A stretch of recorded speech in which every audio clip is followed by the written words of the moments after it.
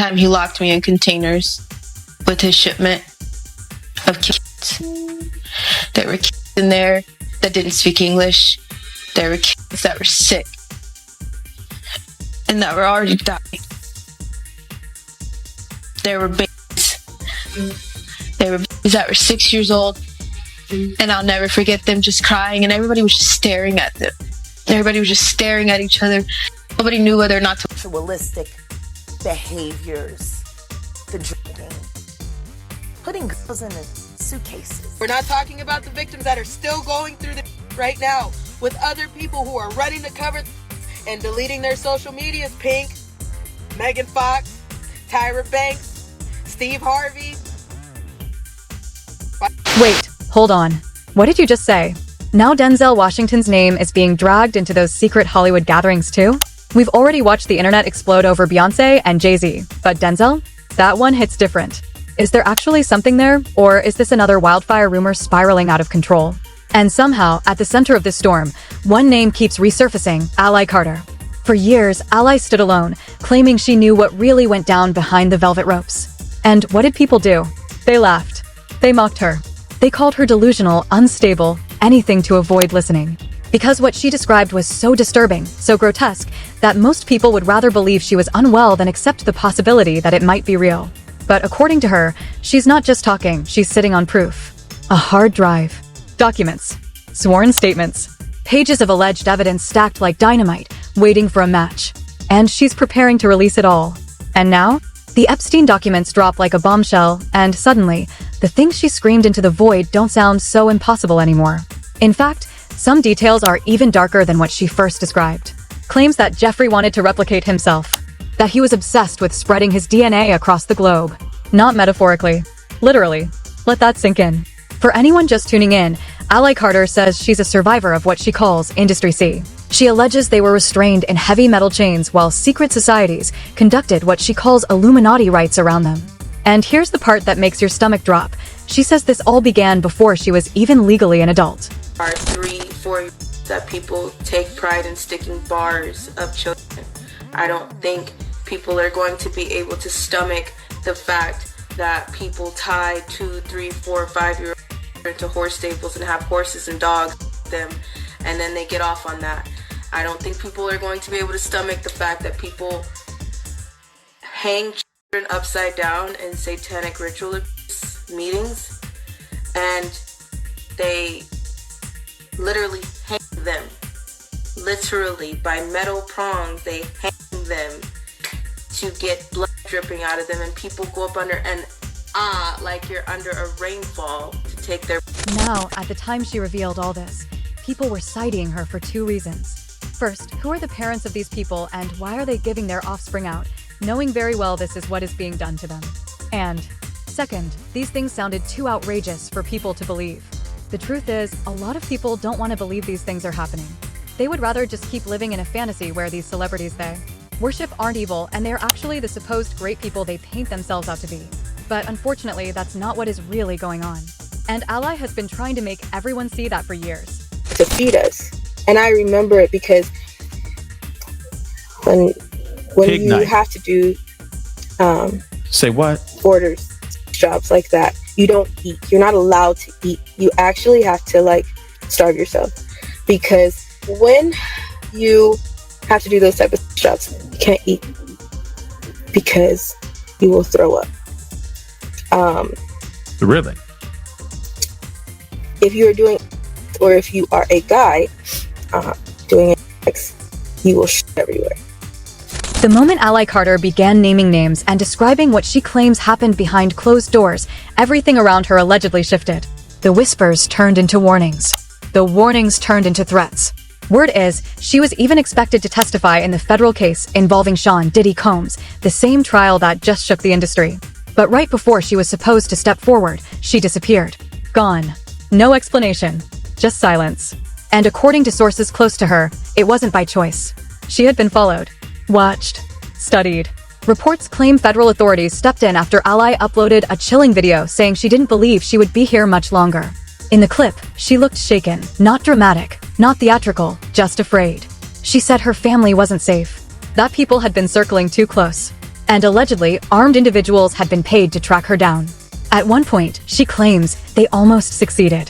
Then she went live again, this time with proof. She showed viewers the aftermath of a break-in at her home. Furniture overturned. Doors forced open. Personal belongings scattered like someone had ripped through the place in a rage. According to her, they weren't there to steal anything. They were there to make a statement. A message carved into chaos. We know where you live. Get pressured, attacked, harassed, stalked, and hunted down for your own information. You get you get abused and re-victimized again by people who wanted to argue a back and forth this week like that fucking mattered.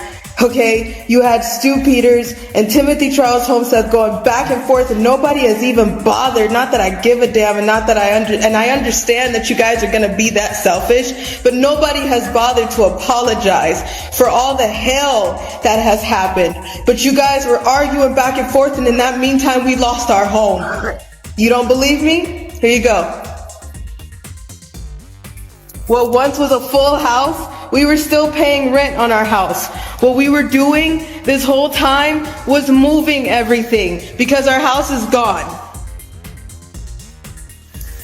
Our house is gone. This is the price. This is the price of speaking out. What was our beautiful 3-bedroom acre home on 21225 Standing Rock Avenue, because everybody has the address, because organizations that were attached to Marx, Sawyer, and many other organizations decided to put out the address, my license plate to one of my cars, and many other of my So here you go. You can have it, right? Because this is what happens when you speak out. This is what happens when you tell all the truth. This is what happens when you decided to stand up for the children, and when you understand that survivors don't just get to do a seminar, and when you understand that survivors don't just get to just be and show up somewhere and talk and monetize every fucking thing that they're saying. When you realize that that shit is bull, then you will understand. Look at the tactics and pay attention. Pay attention. I'm still not asking you for a damn thing but to wake up. I'm not asking you for a damn thing but just to get outside. I don't give a damn about money, numbers on my platforms. You can fucking have all of it. You took everything. The only thing that I give a shit about right now is the fact that there is a baby in the way. There's babies in the way. There are people that I love that I can't get out of the way.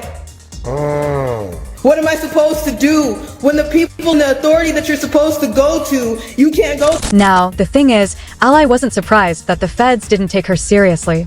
It's a well-known fact that these people are bought by these elites. Her main problem was the fact that regular folks were also calling her crazy when all she was trying to do was bring their attention to the nastiness that was going on behind the scenes. Mind you, she was not making any money for it. She was just dropping videos detailing what she endured all these years. In fact, she turned the heat up by filing an affidavit in which she straight up mentioned the names of some of the celebrities she saw participating. And yes, it included all your faves like Birdman, Diddy, Denzel Washington, and Young Jock, Beyonce, and Jay-Z.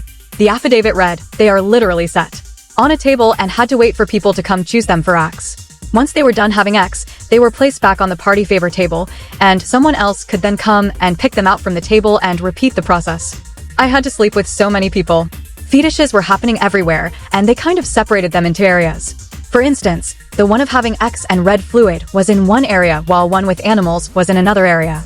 I had to sit on the party favor table and wait to be chosen. The way someone would choose a gift bag off the table at a birthday party, she added. I was then told to lie on the table with the girl who was my age. Then, they brought in donkeys and burros. There were several girls who had to go with animals while everyone watched. And some of the things she said are too crazy for me to talk about here. So, y'all can do your own research and match it with what has been released in the new files. But just like everything else Ally had set up until this point, people didn't believe her until the Epstein files got released. And they realized that everything that was in it was exactly like how she had described it years ago. Jay-Z was even named in the file. There were even photos of him with Harvey at Diddy's infamous adult party for his 29th birthday party. And Jay-Z legitimately looked like he was right where he wanted to be. People like Jay-Z and Pusha T, they made their living killing our people, so how the fuck they gonna stand up for our people? You know what I'm saying? But we forget that because we love Jay-Z's music so much. We love Pusha's music so much, right? But you think they would ever, Beyonce had the best hit for somebody else? Yeah. You know what I'm saying? You think they would ever tell the truth? No, if they told the truth, they didn't go to jail. You know what I'm saying? So you have liars. Man. Liars are now the face of our culture. I think it is highly offensive for people who are smart enough to really know what's happening. Look, y'all talk all that about R. Kelly. Beyonce was on that island where they was kids. Damn!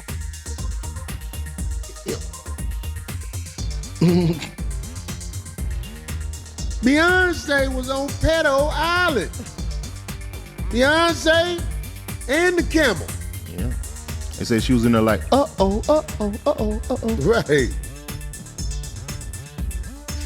I hope I can go see her again. She was singing and look. If you like it, put your mouth on it. This is what I'm saying. It's like you give her a pass. You give her a pass. She can have a concert and everything after she's a known participant on Pedo Island. It's like people want to dismiss it. That's why you can't tell me nothing about what the media say about nobody. Yeah, exactly. Because the media is going to make a bad guy out of whoever they want to be. Now, even though Denzel was also mentioned in that affidavit, it seems like he and Jay-Z may not be as cool as they were in the past because this video of him clearly stunning Jay-Z at a game went viral shortly after the Epstein list dropped. And people are speculating that whatever beef they have probably has something not to do with the alleged dealings they have together. Allegedly, Denzel, when saw all this happening, freaked out and left and has since become much closer to God. But he is too afraid to speak up because of danger to his career and life.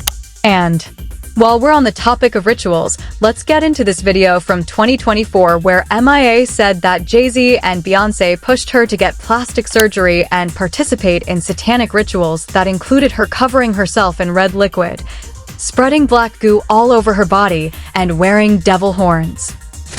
The first thing he told me to do is get plastic surgery. I'm not insecure because I would have got plastic surgery. People make it, they all can turn around and thank Beyonce because that's it. And enough is enough.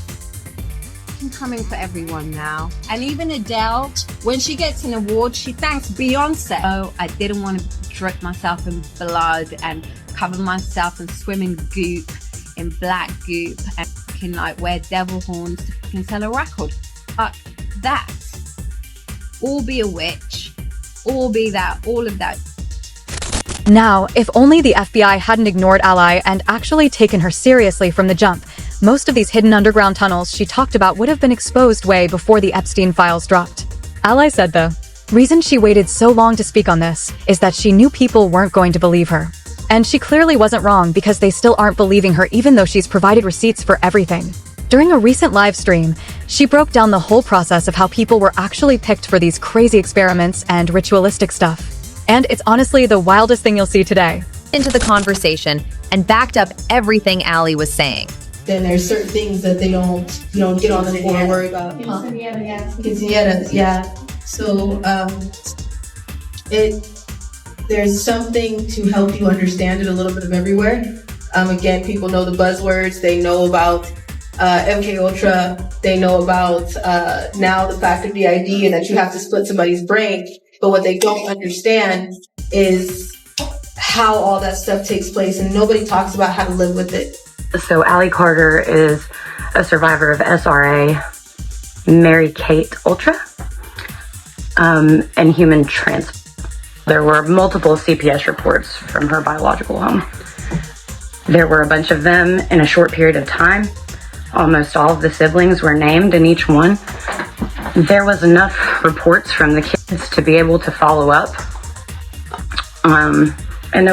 As usual, people had their thoughts like this person who said, Ally Carter is so brave. This is pretty insane. They're so done. But what bothers me is all the ones in between. Another person said, can someone legitimately explain to me why Ally Carter isn't everywhere right now? The world owes her an apology and a platform. But now I want to know your thoughts. What do you think Ollie Carter exposing all these shady celebrities? And don't really think this is the final nail in the coffin for them. Let me know your thoughts in the comments section below. And don't forget to click here to watch this other messy video.